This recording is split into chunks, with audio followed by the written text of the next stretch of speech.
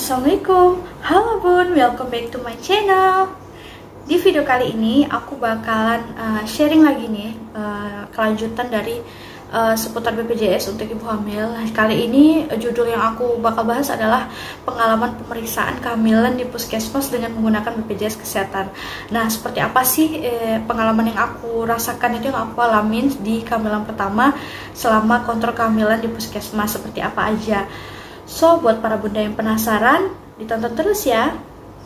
Oke, langsung aja ya. Ini aku kasih tahu dulu hal yang pertama kali aku lakukan agar aku bisa kontrol kehamilan menggunakan BPJS di puskesmas itu apa aja sih. Nah, jadi yang pertama kali hal yang aku lakukan itu adalah merubah vaskes yang terdapat pada kartu BPJS. Untuk tutorialnya ada di video aku sebelumnya. Nanti bunda-bunda semua tinggal klik aja, linknya ada di atas. Nah, itu aku udah kasih tahu itu menggunakan aplikasi JKN Mobile seperti apa. Kemudian yang kedua adalah kalau sudah mengganti vaskes secara online dengan menggunakan aplikasi JKN tadi, jangan lupa untuk jemput atau ambil kartu BPJS yang baru dengan vaskes yang telah diganti tadi. Nah, untuk kantor BPJS itu setiap di daerah itu kan pasti bunda juga udah tahu di mana kantornya. Dan jadi aku setiap ganti vaskes itu aku langsung suruh suami aku jemput kartu aku yang baru. Kartunya seperti ini kan. Nah, ini tuh tinggal jemput aja di sana. Nanti kalau misalnya kita tidak menunggu, itu biasanya diantarkan oleh Pak Pos ya, dari lewat kantor pos gitu, dia nanti diantarkan ke rumah aja langsung.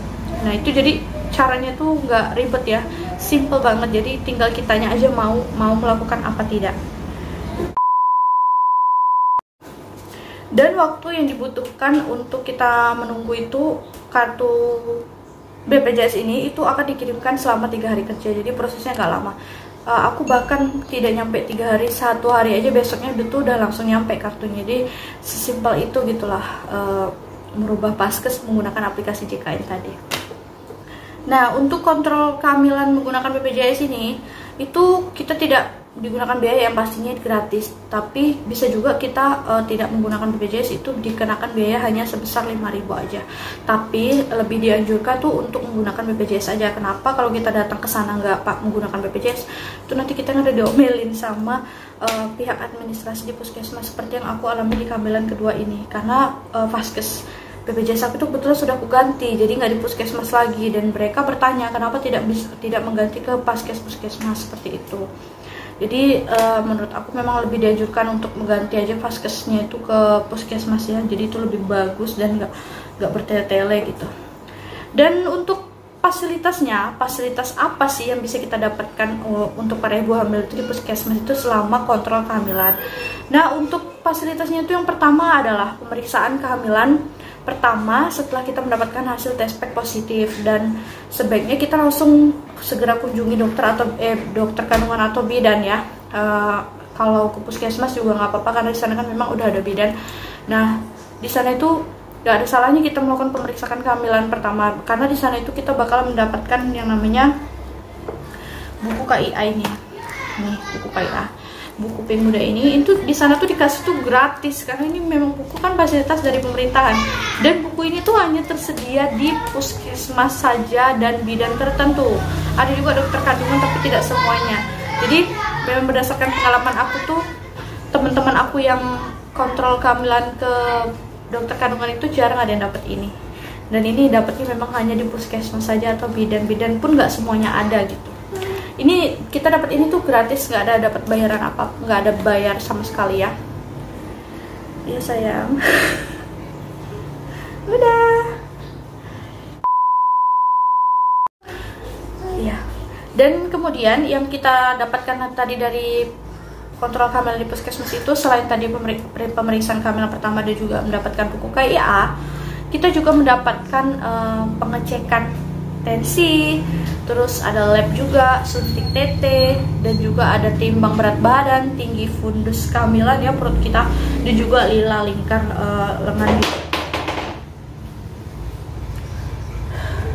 Nah di sini aku mau jelasin lagi, di sini kita mendapatkan pengecekan ada lab suntik TT. Untuk lab itu kemarin memang walaupun menggunakan BPJS itu tetap membayar ya, kalau nggak salah 5.000 atau 10.000, dan itu tuh biayanya murah banget ketimbang kita melakukan lab di bidan atau di rumah sakit. Tuh. Untuk suntik TT itu gratis. Jadi banyak banget fasilitasnya, mendapatkan ya pengecekan detak jantung bayi selayaknya kita di bidan, di puskesmas itu juga yang kita dapatkan. Kemudian yang ketiga itu adalah kita mendapatkan vitamin. Nah, vitaminnya itu ada TTD, ada kalsium, vitamin C, dan asam folat. Nah, dan ini dia vitaminnya yang aku dapatkan dari puskesmas ya. Itu ada 3 macam, kadang 4 macam. Kalau waktu hamil pertama itu aku dapatnya sampai 4, banyak banget ya. Ini tuh satu bungkusnya ini tuh isinya 30 kapsul. Jadi memang untuk 1 bulan yang benar-benar kita namanya kontrol sebulan sekali itu yang benar-benar ini ya, vitaminnya aja 30 kapsul gitu. Jadi benar-benar untuk 30 hari. Kalau habis ya kita balik lagi untuk kontrol dan juga mendapatkan vitamin. Nah, di sini vitaminnya apa aja sih? Di sini ada vitamin yang aku tunjukin ya. Di sini adalah tablet tambah darah. Seperti ini, nanti aku munculin gambarnya di sebelah tablet darah. Ini 30 kapsul. Terus di sini ada vitamin C, di sini suplemen makanan. Ini vitamin C. Kemudian ini adalah kalsium. Nah, ini yang aku paling suka dari fasilitas puskesmas. Aku mendapatkan yang namanya vitamin kalsium ini ya. Kenapa? Karena ini vitaminnya penting banget loh. Kalau nggak minum ini nanti kaki kita tuh kram-kram gitu, ngilu-ngilu gitu. Biasanya aku sering kram gitu. Di kehamilan pertama aku paling sering kram. Nah, karena memang awal-awal kehamilan itu aku malas minum kalsium gitu karena bikin mabok kan. Karena hamil pertama itu memang aku mual parah gitu, nggak mau makan. Tapi di kehamilan kedua ini nggak ada masalah. Aku malah seneng banget makan kalsium ini. Vitaminnya tuh kalsiumnya tuh gede-gede banget memang. Tapi aku suka. Ini bagus, rekomen. Kalsiumnya pun bukan kalsium yang apa-apa. Ini kalsium laktat gitu yang 500 gram dari puskesmas. Banyak ini coba dikasihnya 3 papan. Ini 30 kapsul ya untuk 1 bulan tadi. Jadi benar-benar gak sia-sia lah yang namanya kontrol kehamilan di puskesmas itu, rekomen lah menurut aku karena dapat vitaminnya aja sebanyak ini. Belum lagi kita juga mendapatkan makanan tambahan itu berupa biskuit ibu hamil seperti ini. Ya, ini dapatnya tuh bukan 1 kotak ini ya. Dapatnya tuh 1 box. Jadi satu box itu isinya ada 3 atau 4 kotak inilah.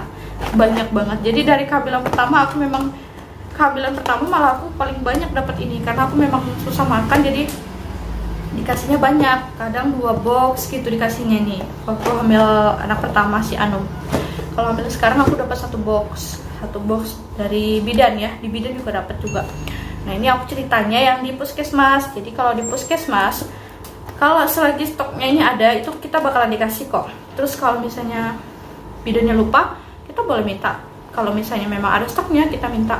Bidan boleh minta biskuit hamil nggak? Bilang aja gitu, untuk cemilan, untuk apa gitu.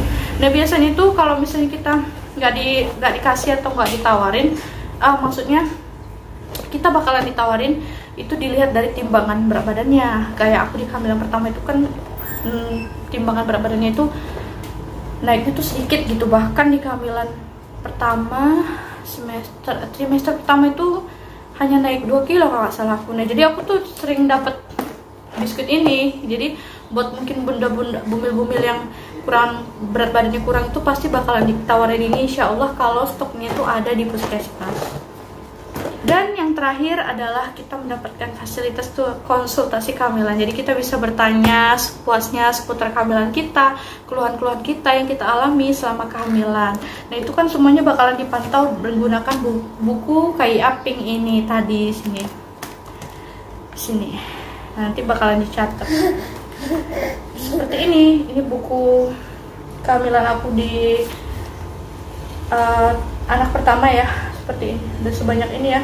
Karena memang di puskesmas itu setiap bulan kontrolnya. Jadi kalau aku pribadi nggak perlu nunggu sebulan sekali. Kalau misalnya ada keluhan karena aku memang hamil anak pertama, banyak khawatirnya kalau misalnya mual, perutku kram atau apa gimana, aku pasti bakalan datang ke puskesmas itu. Nggak masalah, tetap dilayanin kok.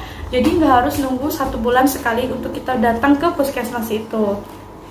Nah mungkin ya contohnya itu seperti kayak kita jatuh dari kamar mandi. Nah pasti Bumil pernah tuh bakalan ngalamin, pastilah yang namanya Bumil bakalan ngalamin yang namanya jatuh tadi mana aja.